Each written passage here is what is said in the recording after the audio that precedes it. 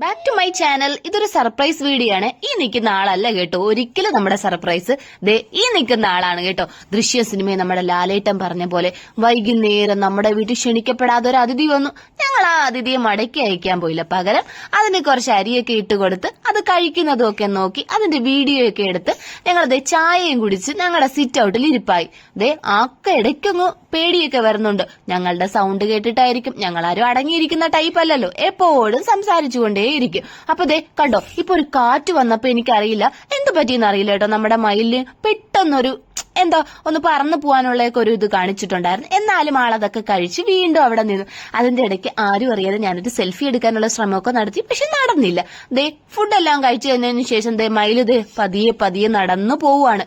ദേ പോകുന്നിടയ്ക്ക് എന്തൊക്കെയോ കൊത്തി പറക്കുന്നുണ്ട്. സോ എന്റെ ഈ വീഡിയോ ഇഷ്ടമായി നിങ്ങൾ ലൈക്ക് ചെയ്യുക, കമന്റ് ചെയ്യുക, സബ്സ്ക്രൈബ് ചെയ്യുക.